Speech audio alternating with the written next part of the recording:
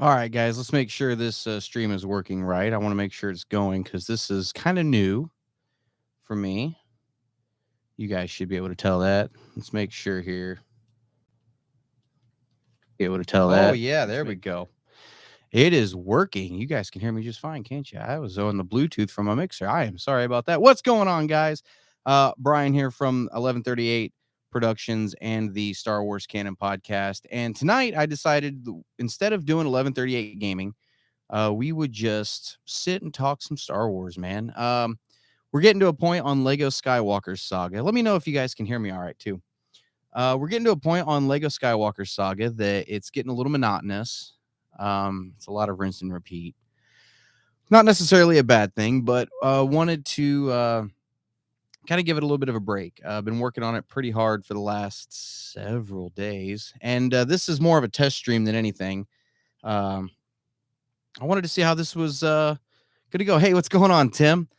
The reason we're not doing 1138 gaming tonight is I should say I was going to say the podcast, but the uh, channel's going 4K. So I wanted to try out the new camera for a little bit. And instead of doing 1138 gaming, I figured we'd sit and do a Q&A for a little while and just talk about Star Wars for a little bit. So what's going on, Kyler? Good to see you on here. Glad you guys can hear me all right. Yeah, I wanted to test this out and got home from work, got the camera in the mail. So I figured we would give it a shot. So what's going on in Star Wars news, man? Let's see what's going on. Let me pull up another tab here and we will just check out starwarsnewsnet.com and see what's going on. Hope everybody's having a great day. Let's see here. New Obi-Wan images. Um, yeah, we kind of talked about it a little bit on the podcast this past weekend. The some of the promo art for Obi-Wan dropped. I don't know what store it was at, but kind of had some promo art and showed a little bit of Vader and Obi-Wan fighting.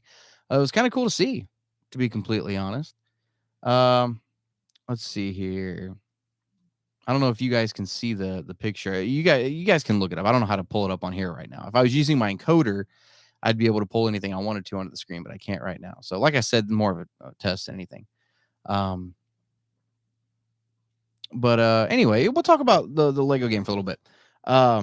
So I have been working on that Lego game. You guys know that for the last couple of weeks. And we got through the story missions and started trying to 100% everything in the galaxy. And it is massive. It is a huge freaking game, man. Um, Absolutely massive. And the amount of things to do in that game, and some of the side missions are just huge. So uh, I think this coming week, I think I've played enough of it at this point.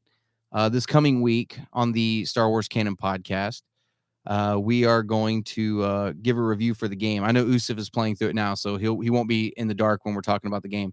So we're going to talk a little bit about Lego Star Wars Skywalker Saga. I'm going to give my official review finally, and then I'm probably just going to sit and plug away at it 100% eventually.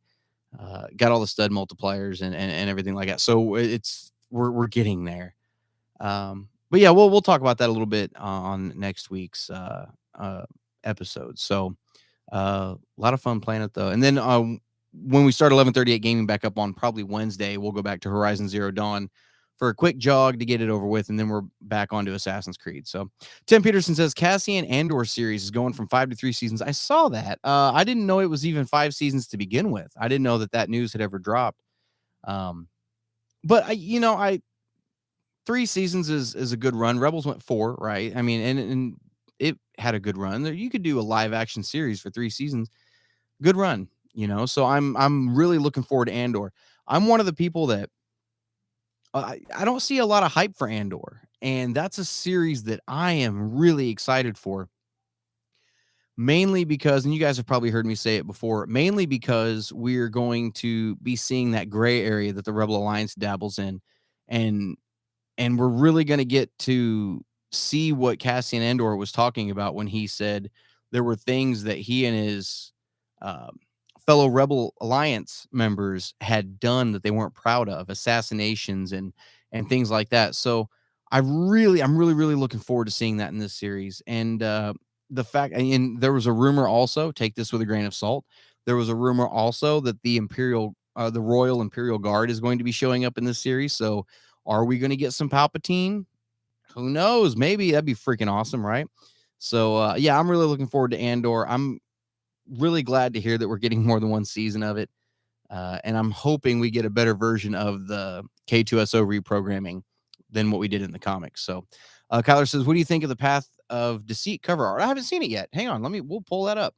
We will look at it right now. I'll give you my live reaction to it. I didn't realize uh,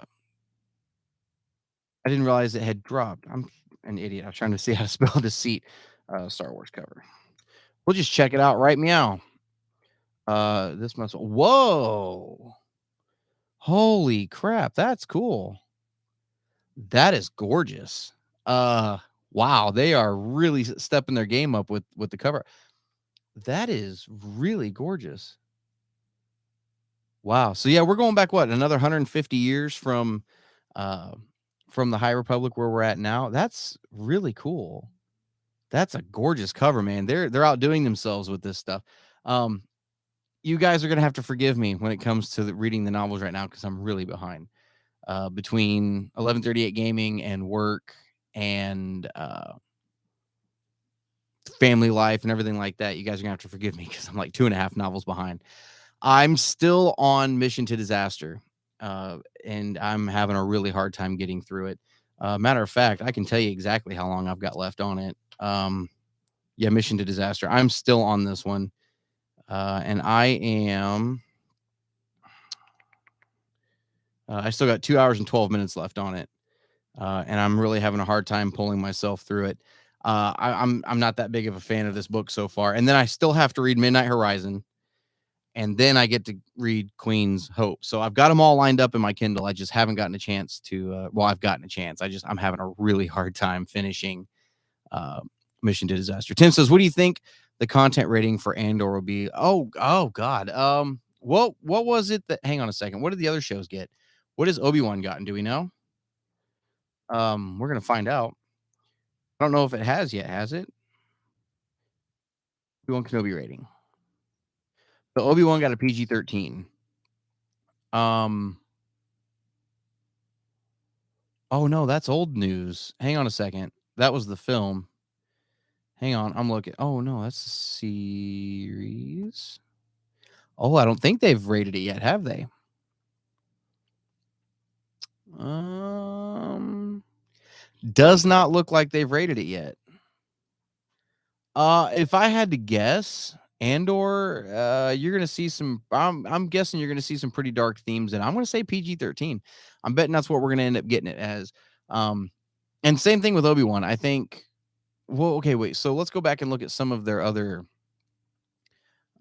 shows. Like, what was one? What's a Disney Plus show that's pretty? You know what? We'll do Moon Knight. What did Moon Knight get for its rating? A Rotten Tomatoes rating. Like, how would I even look this up?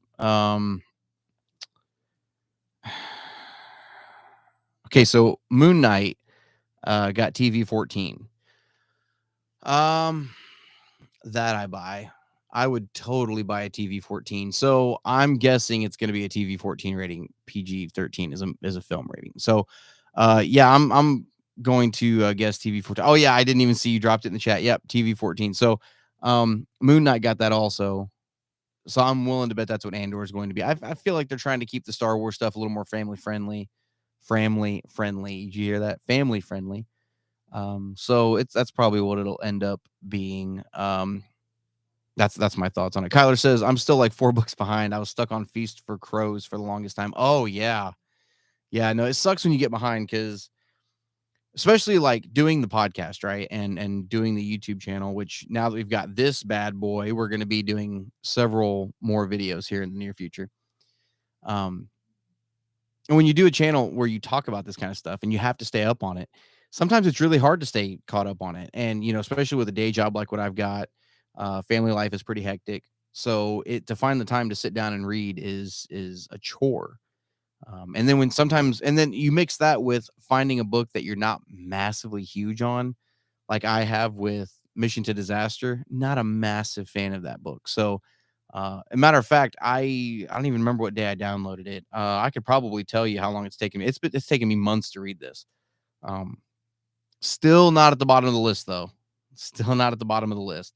But I'm just, and it sucks too because I love Ernesta Rowe as a character, and seeing seeing a book that she's front and center in that I'm not a massive fan of. It's not Vernestra's fault. It's Justina Ireland's fault. Which, if you guys go back to some of my novel rankings, when I said I wasn't a big fan of Justina Ireland, it's books like this that make me feel that way. So, yeah, no, when you get behind, it's hard to play catch up, and especially when you've got a book like I'm on this. I really want to read Midnight Horizon, and I really want to read Queen's Hope, but I can't pull myself. I don't have it in me to stop reading one book to go into another because I'll never come back and finish this one. I need to power through this one, and then sit down and power through the others. But I can tell you this: that one next year on the ranking is gonna be pretty close to the bottom. Not at the bottom, but it's gonna be pretty close. So, uh, stay tuned because there's a lot of novel ranking or not rankings, novel reviews. I'm sorry, coming down the pipeline now that we've got uh this bad boy. I did a Marvel reference when I came downstairs. I dropped the box because this is the box camera came in. I literally just got it in the mail today, and I come down here and I dropped it on the table and I looked at all my 1080p cameras and I was like, guys, say hello to your badass bouncing baby brother upgrades, people. And so we switched it out, and this thing's freaking awesome. So, uh, yeah, now that we got this, I'm all excited. So we're going to be kicking off a bunch of content. Tim says, what's your favorite medium of Star Wars? Oh, the films. I still love the films more than anything.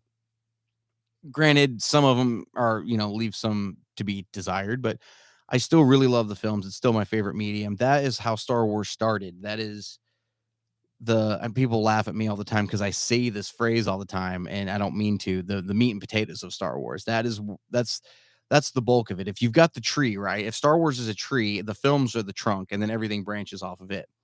Um, so you can cut the limbs off of a tree all day long. You cut the trunk down, the tree dies. So I love the films.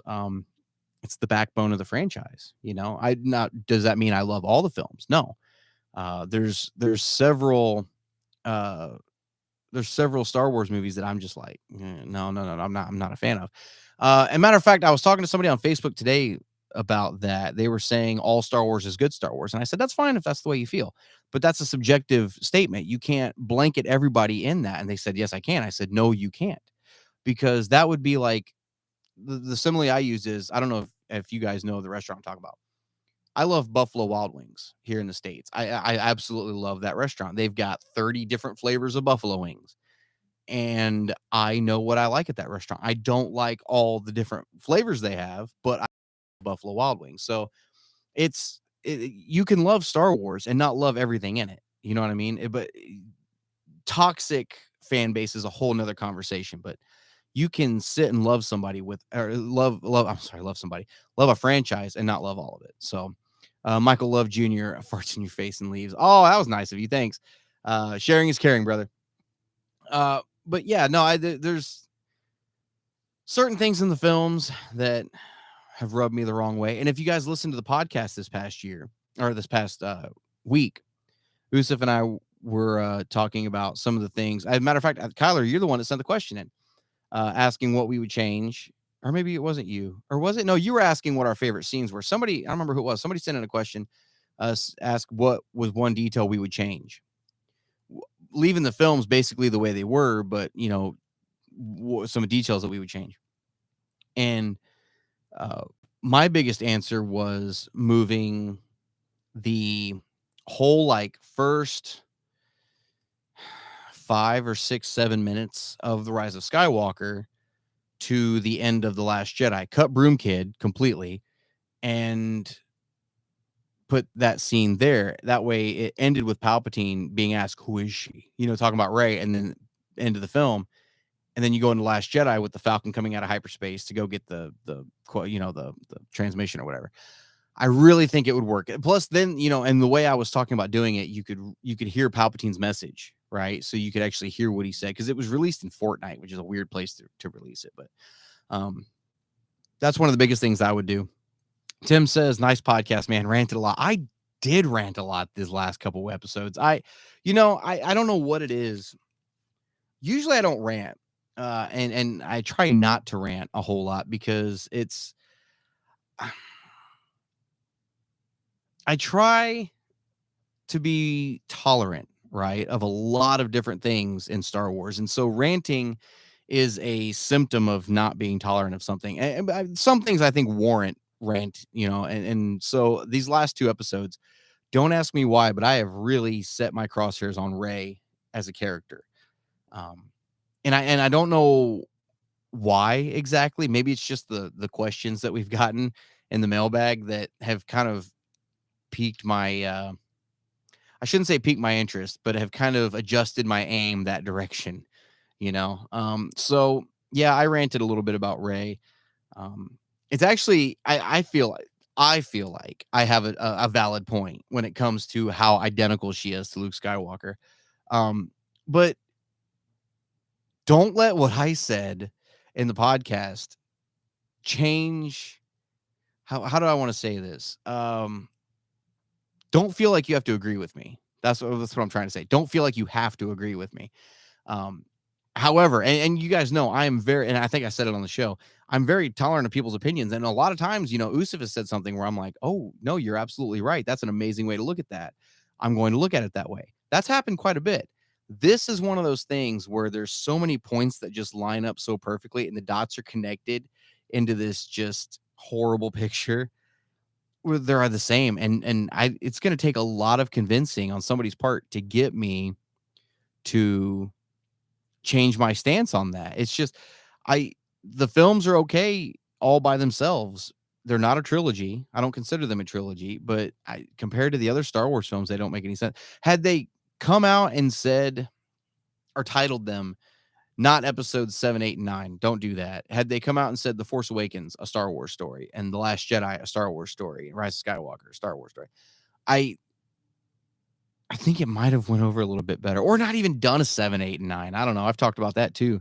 And just did them like the novels. Maybe that's the way they should have gone. So, Kyler says, if you take the political aspect of Game of Thrones and turn that into a Star Wars novel, what time period would you set it in? Ooh.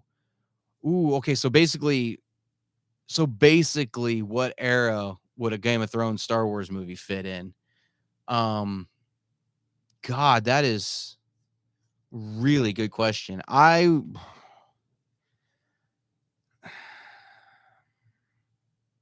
Here's the thing. If you mean as the universe sits now, as the timeline sits now, I would say Old Republic or High Republic. I would go further back than High Republic. I would go way back. But if you could retcon anything and drop that, you take the entire galaxy after Return of the Jedi and you take all that, just wipe it clean. Everything after, everything. And you do a Game of Thrones kind of political, not political, but a story with the politics of Game of Thrones, similar to that, in that time zone where there's a new power vacuum in the galaxy, where there's new governments. Oh yeah, that would be amazing. That would be absolutely amazing. And I guess you still could. It might be a little tricky to do now since we've kind of established a little bit how the New Republic was formed and everything. If you retcon that and kind of say, yeah, if you did it here, and this is the new power that rose, right? Or whether it be the First Order or the Imperial Remnant, New Republic, whatever, whoever rose to power, that'd be a really cool way to do it. Tim says, what novel would you like a sequel for the most? I think you know the answer to that, Tim. We need a Lost Stars sequel, and I think we're well overdue for it.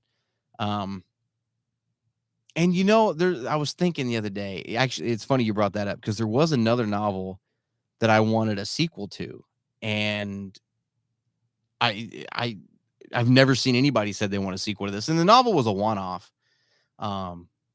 So, and it really wasn't left open for a sequel. And I shouldn't even say sequel. I want a series of books, Master and Apprentice, and I want Claudia Gray. I want Claudia Gray to write everything, but this one in particular, I want a series of Claudia Gray novels that is Master and Apprentice, and not just Qui-Gon and Obi-Wan. The first one was Qui-Gon and Obi-Wan. What I would like to see is a series where maybe the next one is Master and Apprentice, Luke and Ben, or Master and Apprentice, um, Yoda and Dooku, or you know what I mean, like, or Dooku and Qui-Gon. That would be a cool one too, or Luke and Leia. Something like that, where you can really start diving into these Master and Apprentice relationships. Anakin and Ahsoka would be a really cool one. There's a lot of potential there for some really cool storytelling and a lot of relationship building, I think. And a lot of these characters need to be expanded on, in my opinion. At least I think so. We got a lot of Plo Koon and or not Plo Koon, sorry, Kit Fisto. We had a little bit of Kit Fisto in Clone Wars, but I would want to see him and his apprentice. The one that was killed in Grievous's lair. I would like to see how those two got along as master and apprentice. You know what I mean? And maybe tell us a story of Mace Windu if he ever had an apprentice. Something like that. I think that'd be a lot of fun. And to know every single book was going to be a different duo and a different time period and a different story. I think something like that would be a lot of fun. I really do. Tim says, do you think any Star Wars TV series will be longer than the Clone Wars? Oh, Clone Wars was 7 seasons in a film. Probably not.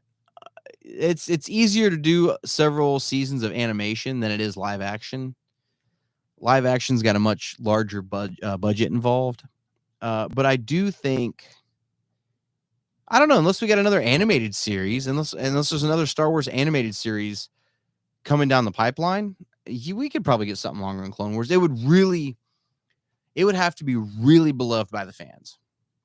It's something that I think when Clone Wars started, we didn't have a lot of Star Wars stuff. It started with a excuse me, hang on a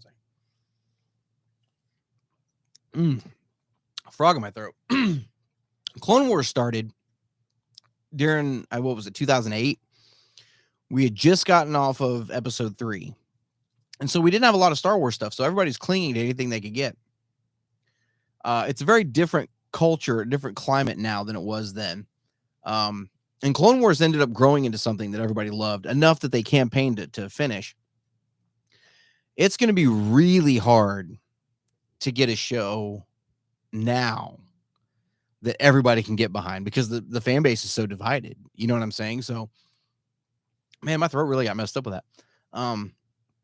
So I don't think it's impossible. I hope it happens someday. I would love to find out that there's a series going longer than Clone Wars and to dethrone that series. But I don't think it's going to happen anytime soon. Even if it was seasons, you'd have to, we wouldn't even if it was one of the series that's coming out in the next 2 years, you're still talking 7, 8, 9 years away before it hits that point where it's more than what Clone Wars was. So it's going to be a long time coming before that happens. But I hope to see it happen. Kyler says, what real life historical battle would you like to see adapted in Star Wars? I think Battle of Midway would be my choice. That'd be a good one. So and as morbid as this is going to sound, because I love American military history. I took a class of it when I went to a vocational school my junior and senior year. And during my vocational years, I took American military history. Bunker Hill would be a cool one. And then D-Day. I think D-Day would be an awesome, and don't get me wrong, I know that was a horrible battle. So many people lost their lives. I get it. But to see a battle like that adapted into a Star Wars, I think that'd be so cool. And we've had little nuggets here and there that were kind of close to it, but there's other battles that, the dog fights and everything are blatant ripoffs of World War II, Red Baron fights. You know what I'm saying? So I would love to see a D-Day kind of thing. Tim says, what's your favorite decade of Star Wars? 70s, 80s, 90s, and so on. Okay, so I was introduced to Star Wars in the 90s. And the only thing that was coming out in the 90s were novels and then the special edition. That was it. And toys, obviously. As a matter of fact, you can't see it, but down on the floor in front of my booth here, I had Jensen in here last night. And he was playing with some of my old 95 Power of the Force action figures. They're in a little tote down there, but you can't see them here. But um, 90s was a really fun time for me to be a Star Wars fan because that was new to me. It was fresh, and I was reading some of the books like Shadows of the Empire. I read that, and then I read Heir to the Empire, and then there was a couple more that I read that were out at the time. I think that's when I read Darksaber and Courtship of Princess Leia. I think those are the other two. And I had a lot of fun with it. 70s and 80s, I wasn't really around for. I was born in the 80s, but I don't remember any of it. 70s, I really can't speak to because it was just the original Star Wars came out in the 70s. And the holiday special. I don't know if you knew that, but it came out in 78. So I don't want to say 70s because that was a 50-50. And then 80s, we had what? Empire and Jedi, so two really good films in the 80s. 90s, we got the entire special edition, a lot of novels. 2000s, we got all the prequels. Oh, I guess we got episode 1 in 99 too, didn't we? We got episode 1 in 99. And then in the 2000s, we got episodes 2 and 3. 2, not so much. 3, it was all right. And then Clone Wars, so they were only batting like 30% there. So, and I'm talking about the Clone Wars film. So if I have to give it to any decade so far, I've got to give it to the 2010s. And honestly, I think it's because of the resurgence of Star Wars. I think it's because it's all because Disney bought it. And that's the only reason. I mean, if Lucas hadn't sold it, right, where would we be right now? We wouldn't have Jack for Star Wars. We would have an unfinished Clone Wars series. We would have a bunch of EU novels still. They would still be going, but no films. You know what I mean? So no TV shows. Probably wouldn't even have Disney Plus at this point. Well, we probably would have a Disney streaming service, but it wouldn't look anything like it does now, I don't think. And I got to give it to the 2010s. Yeah, I know we're in the 20s now, but in 2012, when they first announced that this was going to be a resurgence of Star Wars, and we were seeing the return of a galaxy far, far away, I got excited. And then in 2014, when the novels started dropping out, when A New Dawn and Tarkin and Lords of the Sith dropped, I'm not mentioning the third one, the Heir to the Jedi. When those started coming out, I was excited because this is new Star Wars stuff, right? Rebels came out in 2015, 6 months before The Force Awakens, and they dropped the first trailer for The Force Awakens like a year out, like 13 months ahead of the film release. They dropped the first teaser trailer, and it's just so much fun. It was such a great time, and it still is such a great time to be a Star Wars fan because you never know what. Every day you wake up, are they going to announce something new today? What are they going to announce today? We've got Celebration coming up in a month, literally a month from today, and I'm so excited because we don't know what they're going to announce. I mean, we have an idea. We know they're talking about the next Jedi game. We know they're going to be talking about Mandalorian, and we know they're going to be talking about Andor and Obi-Wan and possibly Rogue Squadron. But they always drop surprises on us. They always do. So I'm excited. Kyler said nothing will probably beat the hype all year 2015. 2015 was an amazing year to be a Star Wars fan.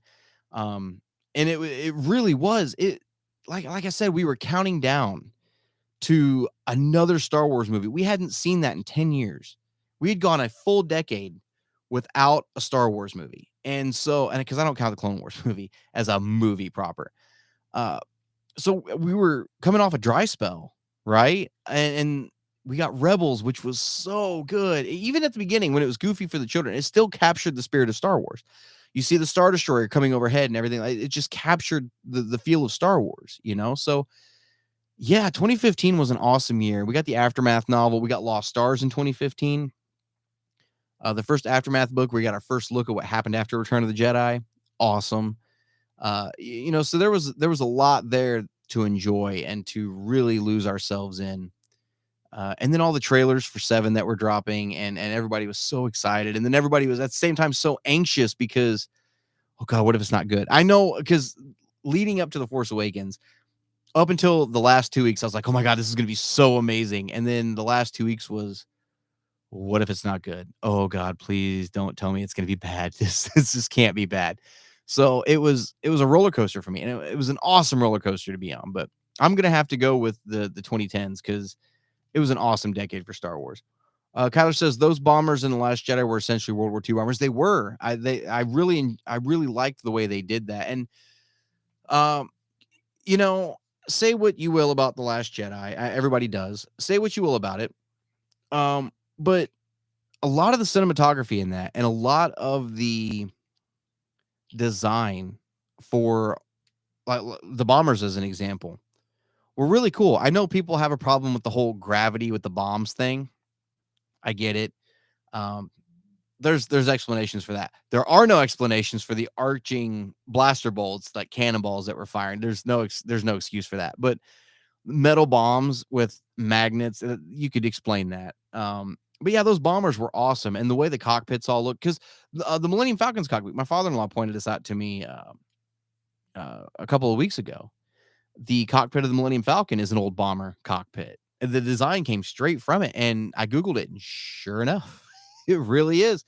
And when they start incorporating designs like that into Star Wars, it gives it that real world feel, you know. And I mean, it's not a ripoff; it's an inspiration, you know.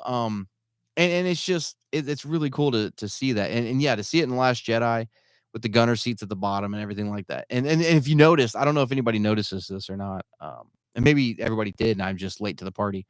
One of the bombs in Last Jedi actually says on it in Arabish, Han says hi. And I was like, that's so cool. But yeah, no, I love seeing inspiration like that dropped into Star Wars. And, you know, especially with me being in the military and seeing stuff like that, I love it. Matter of fact, there was one piece of radio equipment. It's in The Last Jedi on crate. I'd have to go back and try to find the exact timestamp to tell you where it is. But there is one radio in there that's identical to what we used in the Army. It's literally the same radio. So it's really cool to see stuff like that pop up. Tim says, I watched the Clone Wars for the first time in May of 2016. Oh, you talking about the film? Um, yeah, I went and saw that in theaters in 2008. Not trying to one up you, Tim, I promise. When I first saw it, I was excited for it. And I was like, we're getting an animated Star Wars movie. Cool. Well, I'll give it a shot.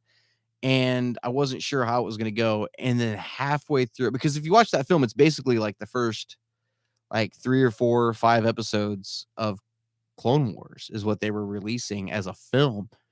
And it was the first Star Wars movie, not the last, but the first Star Wars movie that halfway through, I was like, is this over yet? I've got things to do. I got to get out of here. This isn't what I thought it was going to be. And then it ended up growing on me. I look back at it now and I love it. But at the time, it aged really well, for me at least. But at the time, I was like, man, I'm not into this. This is gonna suck. And I didn't know what to think of the series, you know. And I'd planned on going over to Buddy's house every week to watch the series, and then slowly tapered off. And I'm not caring about it anymore. And then eventually, honestly, I didn't even watch Clone Wars until the series. I didn't actually, because I was like 3 episodes in, when it was airing on TV, and it wasn't making any sense to me because they were in one place and then they go to another, and then they all of a sudden they'd be back with something, and it didn't make any sense to me. So I stopped watching it. When the new canon started in 2015 or 2014, it was 2014, 2015, somewhere along in there, right before, I guess it would have been what, April or May of 2015, had to have been April or May of 2015. I'd already read the first few novels that were coming out in canon, and I hadn't started the podcast. I hadn't even started the YouTube channel. I still lived in Ohio at the time. And I sat down, I was like, you know what? I would love to start a podcast one of these days, or a YouTube channel talking about Star Wars, because it's what I love to talk about. You know, I love it. So I was like, man, if I'm going to do Star Wars canon stuff, though, I need to watch everything. So I sat down and I started watching Clone Wars again. I'm like, none of this makes any damn sense. This doesn't make any sense to me. Why is it they're talking about something this episode and then 5 episodes later it happens? Like, it doesn't make any sense. And then I realized it wasn't aired in order, and it was aired completely unchronologically. I was like, oh, that makes sense. So I looked up a listing for the episodes. And at that time, they were all still on Netflix. And went through and watched all the episodes in chronological order, and it made it way better for me. I was able to power through that series way, way better. So actually, I watched the Clone Wars for the first time the year before you did. Tim. So don't feel bad about that. Tim says, "What's the most beautiful looking movie in your opinion?"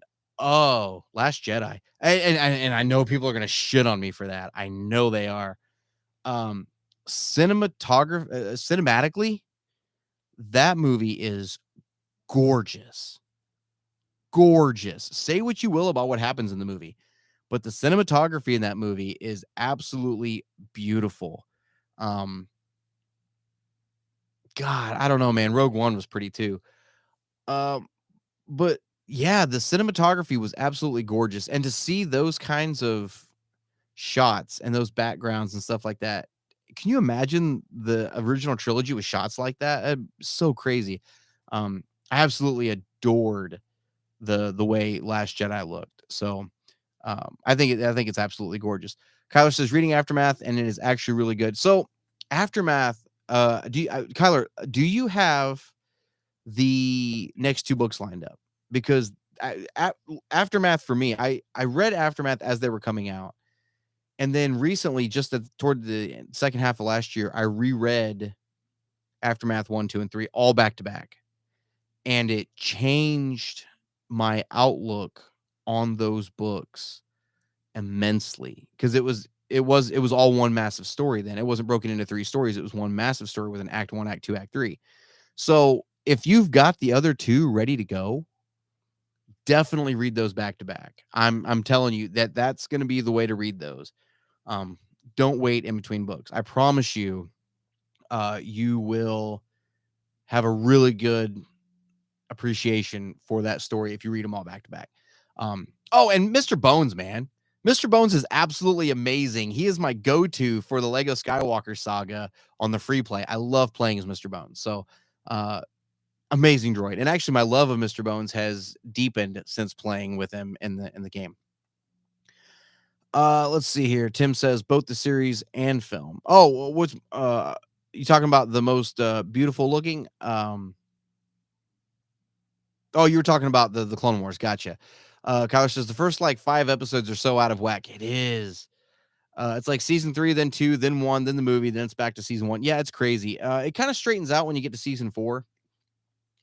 The first 3 seasons were the ones that were like all over the damn place. And then once they hit 4 and the animation style kind of changed the first time, it kind of smoothed out a little bit and it was a smoother ride after that. But yeah, it was all over the place. A matter of fact, when I got Kirsty to watch it. So if you guys will remember when season 7 of Clone Wars came out a couple years ago, Kirsty and I did a full rewatch of Clone Wars. So we were really late to the game on season 7 of Clone Wars. She had never watched it all the way through. And by that time, we didn't have Disney Plus yet. Or did we? Oh, no, we did. But I don't think Clone Wars was on there yet. But anyway, I have the DVDs of Clone Wars. I got all 6 seasons plus the Lost Missions. And we sat down to watch them chronologically. And I had to keep switching discs out over and over and over and over for like that first 3 seasons. And then it was just drop a disc in and let's go. So it was all over the place. Tim says, do you think all of the live action Star Wars series will be TV-14? Most likely, probably. All the movies are PG-13. So I think once they find that rhythm, that tone that they want to do in each series, I think it'll be TV-14. Now I'm hoping I'm wrong because I would love for The Acolyte to come out and it be dark. I would love to find out that is like a dark horror show that is not for kids. I would love to find that out. And I think if any of them are going to do it, that's going to be the one. But yeah, no, for the most part, I bet they're all going to be TV-14. Yeah. Kyler says, I read all 3 like a couple of months apart. Then I reread them years down the line and I appreciate them so much more. Yeah, no, they're a lot better when you read them all back to back. And I think that's going to be, I think that can be said for any trilogy of books. You know, I didn't like the Alphabet Squadron series at all. You guys know that. It's very bottom of my ranking list. But I read them all 6 months apart. So I read all 3 books over the course of a year. And by the time you get to the second book, you're like, well, I don't remember that character or that. And by the time you get to the third book and they're referencing back to things happened in the first one. You read that a year ago and you're like, I don't remember that, but okay. So maybe if I sat down and reread Alphabet Squadron, oh God, I don't know if I wanted to put myself through that all back to back as one massive story. Maybe I'll appreciate it a little bit more, and I'm sure I'll give it a shot somewhere down the line. I'm still too fresh off the last book. I don't want to read another one anytime soon, but eventually I think I'm going to go back and reread that trilogy and see if that doesn't change my opinion of it a little bit more uh, than what I've read so far. Uh, End of season 3 and season 4 are when the Clone Wars starts to get great. It is. Because right there is like the middle of season 3 or the end of season 3.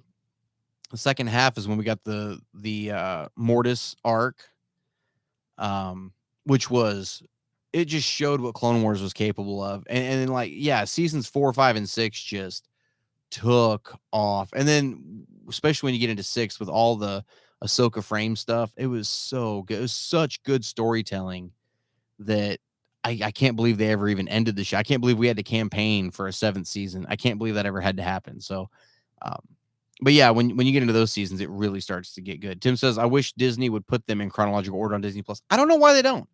I have no idea why they don't do that. I get why. I shouldn't say I have no idea why they don't do it. I get why they don't. Because the episodes are labeled season 1, episode 7, season 1, episode 8, season 1, episode 9. I get it. It's to them, that's chronological. But you got to put them in order. You've got to. I mean, they even did it with the films. There's even a chronological film tab where the films are in chronological order, not in the order they came out.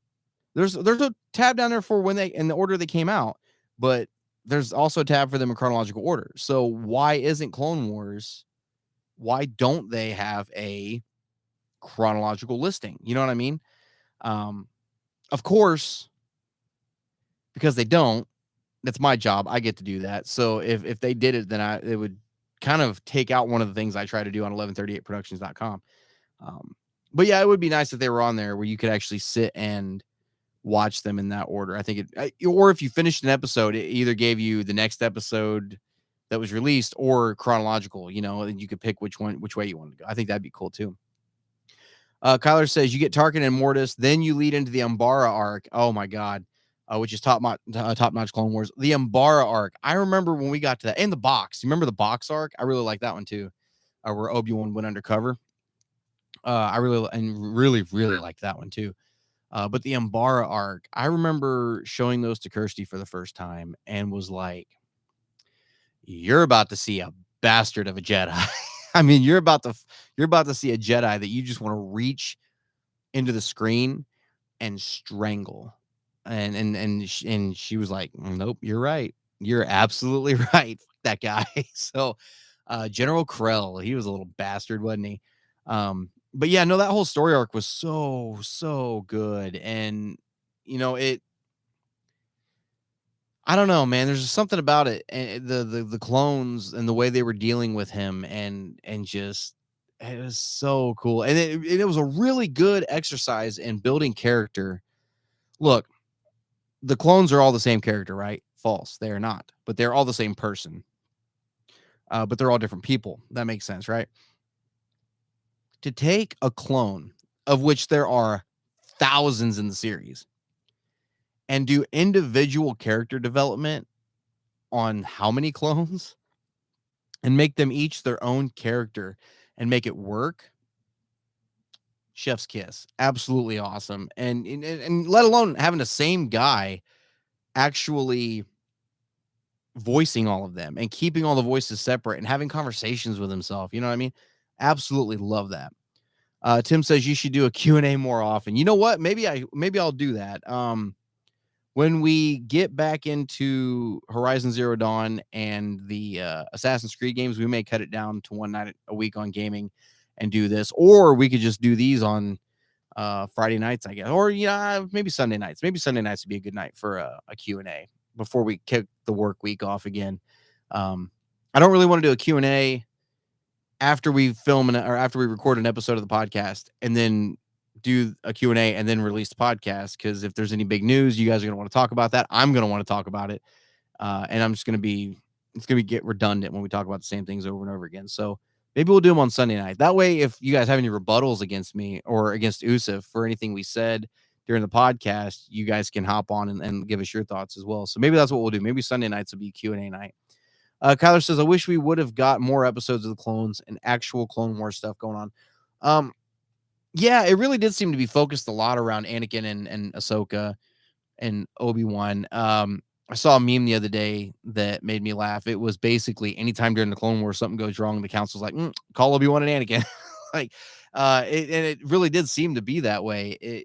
I agree. I think, we didn't see, we got introduced to some new planets and some new areas and stuff like that, but to see it really expand out and see more of these planets that we've heard of but we never got to see before, I think it would have been a lot of fun. We got to see Ryloth for the first time in Clone Wars, and there Umbara was awesome.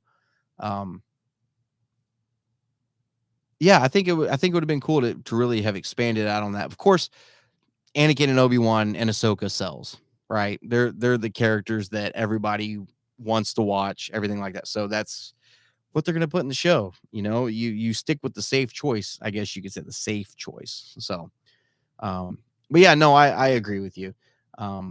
I would have liked to have seen it kind of expanded out a bit.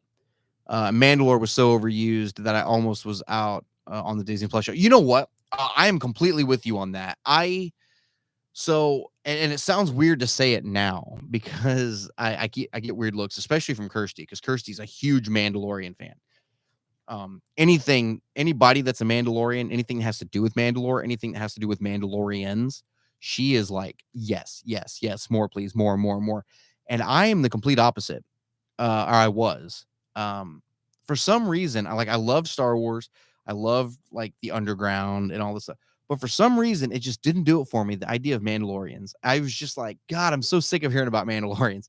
And then when they announced the Mandalorian, and that was the title of it, I was like, son of a bitch, more Mandalorian stuff. Yes, it was totally overused. Now I think we're at a point, we're going back to Mandalore in season 3 of The Mandalorian. To see it in live action is going to be really cool. But yes, it was beating you over the head in Clone Wars just over and over and over and over and over. It was like, it was the same way with me and Galaxy's Edge and Batuu and Black Spire. I was so sick of hearing about Black Spire during that entire time period when that park opened, because everything that came out, every book, every comic book, it's just everything was in your face. Don't forget, we have a Disney park. I get it. I know there's a Disney park coming. I get it. I'm so sick of Black Spire, and I don't even like hearing about Black Spire anywhere in Star Wars anymore. I hit that fatigue, and they're doing the same thing. Look, I'll tell you, I got all my comics here that I'm still reading. The Halcyon Legacy comics, they're doing the same thing. I was hoping that it wasn't going to turn into a commercial, and it kind of is.